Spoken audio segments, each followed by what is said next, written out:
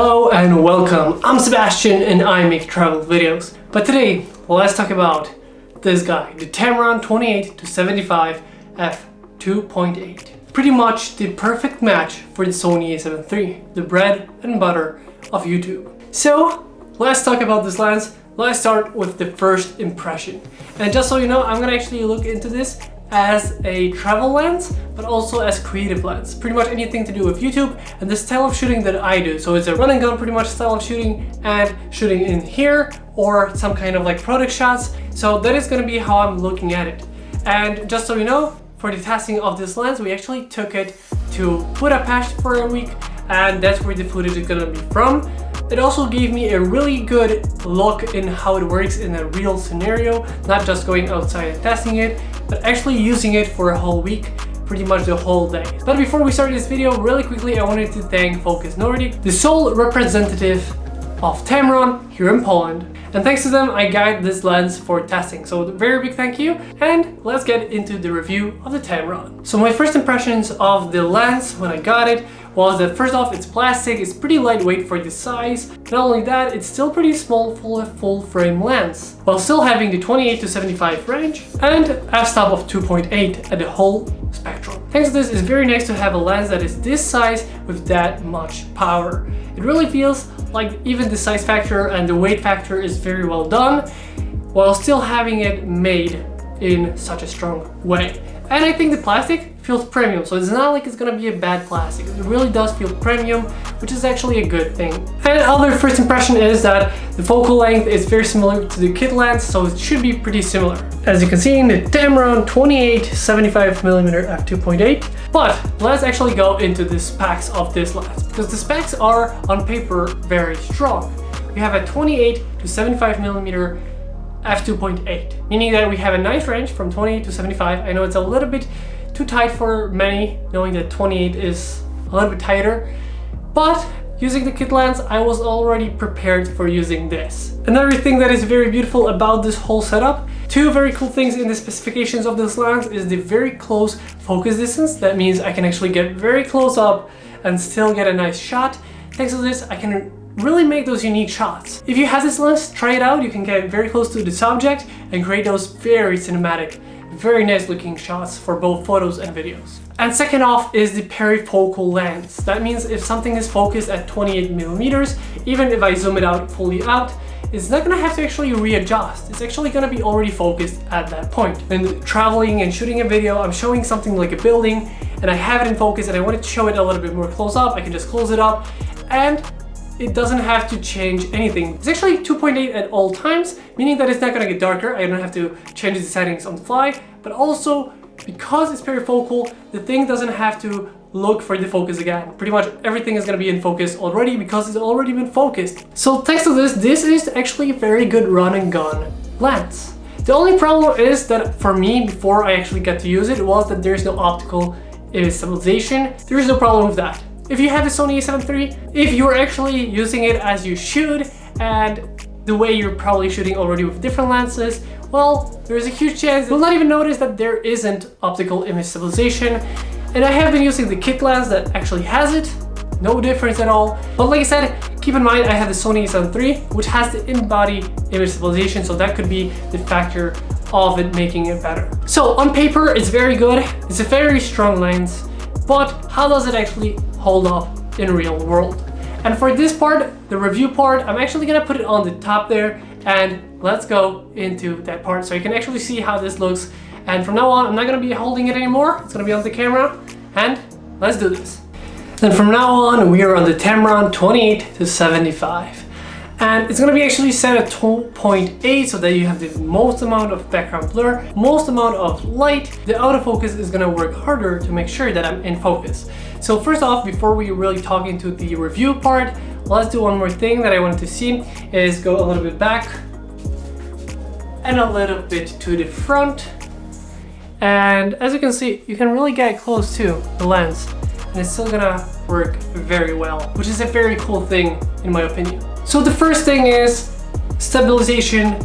Doesn't really matter that there is no optical image stabilization. The first thing that I was worried about this lens was that There's no problem with that. So we're gonna actually go a little bit farther, which is the f2.8. How is the autofocus elements? How is the look? In my opinion, it's a great lens for everything. You can do very cool photos, very cool videos. It isn't maybe the same thing as a proper prime lens, but it's not supposed to compete with it. It's supposed to be one and all, pretty much, one and done. And it actually works like that. In a scenario like for us, while traveling, you want to have a lens that can produce nice image quality, can work in low light, and most importantly, can deliver good shots at any focal length that we might need without changing the actual lens. And paired with Sony a7 III, I think this is a beautiful combo. But actually, for the time being in Budapest, that was actually the combo that I was using for a majority, like 90% of the time there. I would only change the Tamron for my 85mm just for a couple photo shots and a couple clips.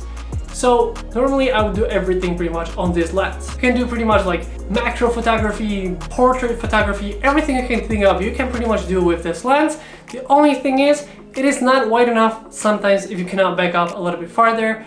It is one of the things that you have to keep in mind. So it's a very good thing if you have a wider lens, but if you don't, I think it is actually a very good all-in-one lens. And just have to know that sometimes it might not be enough wide, so you have to play around with that. The f-stop of 2.8 is very nice. It creates a nice background blur, and thanks to the focus distance, you can get even closer, you can get even more of the blur. It is actually very nice for photos and videos, and also because it's not changing, you can zoom in and zoom out without having to change any settings. It is a very useful thing because a lot of times when I would create videos, the problem would be that if I were to zoom on something, it would be very dark, and I would have to start clicking the camera, shaking it all around. Here, there's no problem with that. For both photo and video, it just stays the same. It's very cool, very intuitive, very easy to use. As for the autofocus, I think it works great, and Tamron actually has a very good autofocus, so I have no problems with that whatsoever. It worked great throughout the whole trip, never had any problems with the autofocus, even in low light situations. But as you know, Sony is very good in low light with both the sensor and all the ISO settings. Also, the Tamron is pretty much wide open for 2.8 lens, so it's a very nice combo even in low light situations. The usability of this lens is amazing because you can pretty much use it in everything. You can zoom in, zoom out. You have 2.8 at the whole range. Pretty much a very versatile lens for almost everything. And keep in mind, especially for video, you can click on your camera to get 1.5 zoom, which means it's like the APS-C sensor. And thanks to this lens actually goes from 28 to actually about 112, if I remember correctly, somewhere around that mark. So you have a nice range for videos, and you can even use it for photos, which I did during the trip. And last but not least, the quality. Well, the quality is amazing on this lens, and that is one of the things that people actually use this lens for, is because of the quality. Paired with Sony a7 III, it is a very high quality setup, and I can understand why so many YouTubers right now are using Sony a7 III with the Tamron 20-75. It is a beast combination at a very good price and pretty much no real setbacks. It is an all-in-one lens, and for me it's gonna be the all-in-one travel lens, especially since I'm looking at the quality. I don't need more range, but I do like to have as good of a quality I can take with me. And being that the lens isn't too big, it's gonna be great for travel vlogging since it's not too heavy. Also produces amazing stunning shots, and I can do pretty much almost all of my work on it, both for video, cinematics, talking head, everything I can do on that lens. So it's a very good all-in-one lens, and especially for travel, in my opinion, if you're looking into making the high quality content. Is it a lens I would recommend?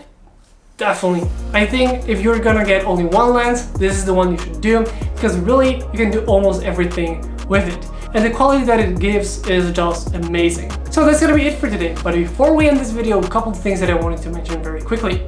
First off, if you like the music in this video or in any other of my work, check out Epidemic Sound. There's gonna be a link down below. If you just sign up through that link, you will get 30 days free. Second off, if you want to support our channel, check out the Patreon and my website. They're gonna be linked down below. If you choose to become our patron, well, there are things coming back your way because we send out monthly postcards from the places that we visit. Some of them are bought at the location, and others are actually from our photos stitched together into a postcard and with handmade drawings on the back. And last but not least, if you want to join a travel community, check out Travel the World. It's a Facebook travel community. If you're into that kind of stuff, check it out. It's gonna be linked down below. So that's gonna be it for today. I hope you guys enjoyed this video. If you did, don't forget to like, comment, and subscribe. I hope you guys enjoyed this video once again, and I'll see you next time.